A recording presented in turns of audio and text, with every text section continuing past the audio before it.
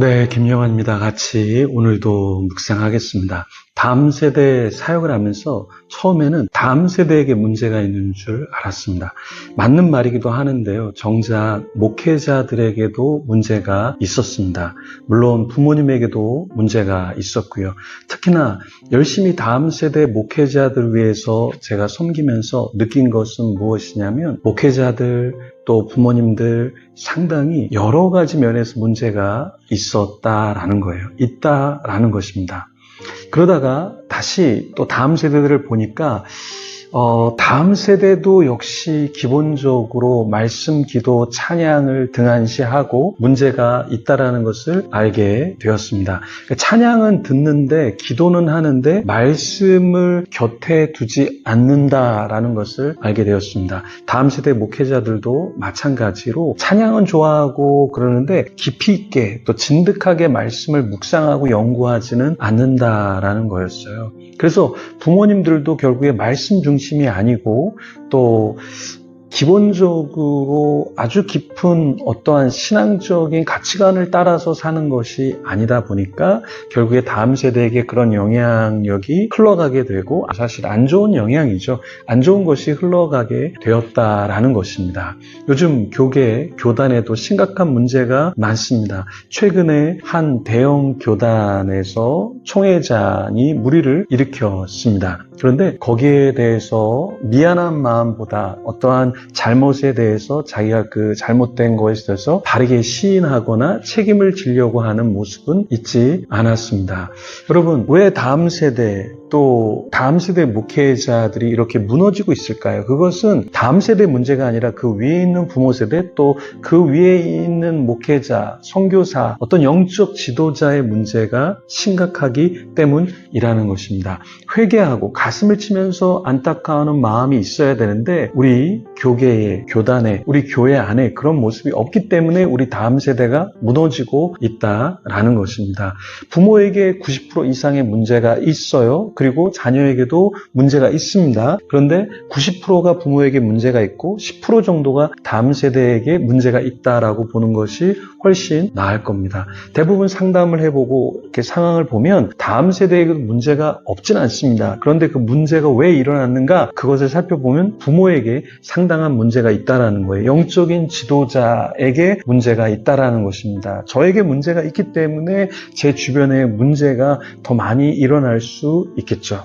영적인 지도자에게 문제가 있기 때문에 그 영적인 지도자가 있는 곳에 더 많은 문제가 있을 수 있겠죠. 그래서 우리는 더 깨어 있어야 하는 것이죠. 오늘 본문에 느헤미야 시대에 이스라엘 백성들은 회복을 했는데요. 어떻게 회복할 수 있었을까요? 우리 다시 한번 이 말씀을 묵상하면서 우리도 어떻게 회복해야 될지 우리도 다시 어떻게 회복해야 할지 고민하면 좋겠습니다. 느헤미야 8장 1절에서 10절까지의 말씀인데요. 우선 1절부터 우리 5절까지의 말씀 같이 읽어보겠습니다.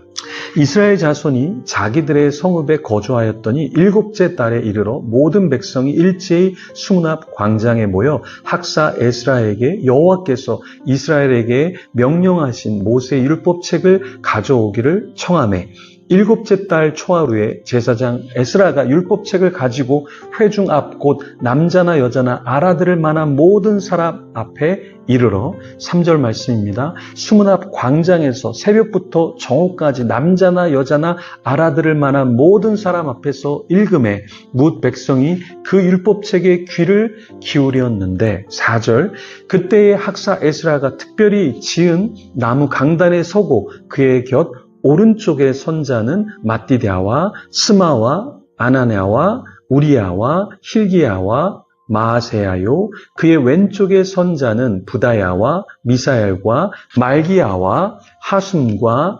하스바따나와 스가랴와 무슬람이라. 5절이요.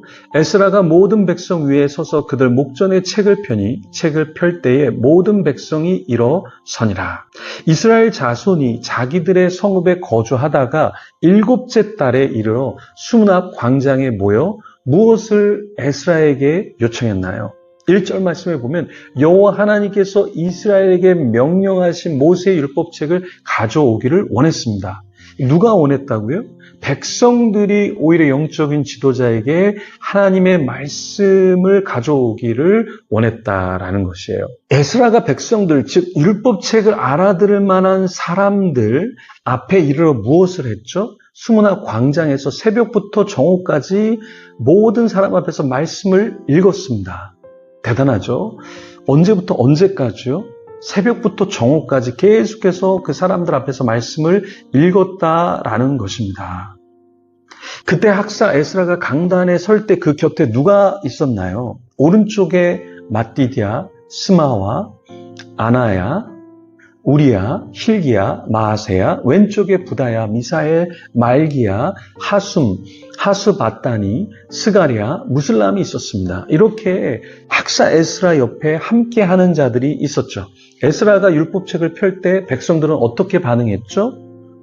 모든 백성이 일어섰습니다. 5절 말씀을 보면 모든 백성이 일어났어요. 이것은 무엇이냐면 하나님 말씀 앞에 경외감이 있었다라는 것입니다. 그러니까 우리는 하나님의 말씀을 접할 때 어떻게 접하고 있습니까? 어떤 교회를 가니까 하나님 말씀을 읽을 때 다 일으켜 세우더라고요. 아마 이 학사 에스라가 말씀을 읽을 때 그 백성들이 하나님을 경외하는 장면처럼 모두가 일어서서 그 말씀을 읽는데 참 보기 좋았습니다. 여러분, 우리도 이제 앞으로 하나님 말씀을 읽을 때 일어서서 하나님 말씀을 같이 읽을까요? 하나님 앞에 말씀을 읽고 그 경외감을 표시하는 것, 말씀을 읽을 때뿐만 아니라 우리가 살아가면서 하나님을 의식하면서 그 하나님을 경외하는 모습, 마음가짐, 그것이 우리 속에 있으면 얼마나 좋을까요? 나 자신은 하나님의 말씀 앞에 어떤 경외감을 가지고 최근에 지금 살아가고 있나요? 6절에서 10절까지의 말씀을 살펴보겠는데요. 에스라가 하나님을 송축하자 백성들은 어떻게 반응했냐면 손을 들고 아멘 아멘 하고 응답하면서 몸을 굽혀서 얼굴을 땅에 대고 하나님께 경배를 했습니다. 7절 말씀에 보면 누가 백성들이 제자리에 서 있는 동안 그들에게 율법을 깨닫게 했죠? 예수아, 바니, 세레바, 야민, 아굽, 사부대, 호디야, 마아세야, 그리다, 아사랴, 요사밧, 하난, 블라야, 레위 사람들이 그렇게 섬겼습니다. 이 말은 백성들이 하나님 앞에 말씀을 깨우치고 말씀과 더 가까울 때 영적인 지도자들이 그 역할을 했다라는 거예요. 그렇다면 여러분, 영적인 지도자들이 여러분을 더 성숙하도록 말씀을 가르치고 여러분을 이끌 때 여러분은 어떻게 해야 될까요? 더 반응해야 되겠죠. 예를 들어서 수요 밤별 기도회가 있습니다. 여러분 나오십시오. 그러면 여러분들이 나올 수 있는 날은 나오면 좋지 않을까요? 양육이 있습니다. 여러분 양육을 받으십시오. 그럴 때 여러분이 양육을 받으면 좋지 않을까요? 주일날 조금 더 일찍 와서 예배 전에 기도하면 좋습니다. 라고 할 때 여러분들이 그렇게 영적으로 섬기는 자가 무엇인가를 권면할 때 반응하면 좋지 않을까요? 여기에 영적인 성숙이 있는 것이죠. 그냥 하나님의 말씀이 있구나, 예배가 있구나, 기도회가 있구나, 양육이 있구나, 그래 나랑은 상관없어, 이것도 나쁘진 않지만 하나님 앞에 더 성숙하고 성장하려고 하면 우리도 반응해야 된다라는 거예요. 하나님의 율법책을 낭독하고 그 뜻을 해석하고 백성들에게 깨닫게 할 때 그 백성들이 어떻게 반응했죠? 백성들이 말씀을 듣고 다 울었습니다. 오늘 말씀에 보면 백성들이 다 울었어요. 백성들은 참으로 순수했습니다. 말씀을 읽자, 듣자, 반응했다라는 거예요.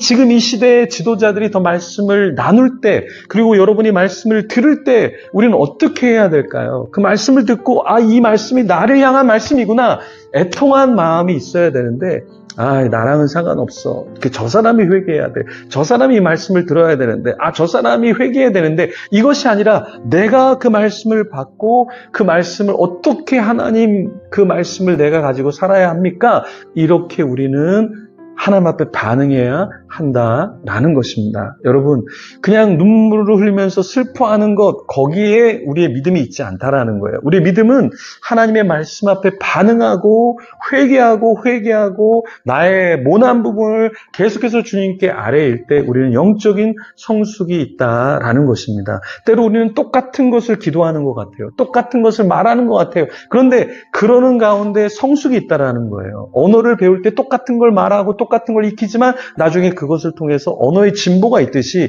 신앙에도 마찬가지입니다. 똑같은 거를 주님 앞에 고백하지만 나중에는 신앙의 성숙이 있게 된다라는 것이죠. 여러분, 똑같은 죄를 범할지라도 똑같은 수준에 있는 것 같더라도 거기에 멈추지 마시고 하나님 앞에 더욱더 나아가는 여러분과 제가 되기를 간절히 소망합니다. 우리 같이 기도하는 시간 갖겠습니다. 오늘 하나님과 짧게라도 내 입술을 열어서 하나님께 기도하는 가운데 그렇게 할 때 저와 여러분을 하나님께서 만지실 줄 믿습니다. 기도하겠습니다. 개인적으로 기도하겠습니다.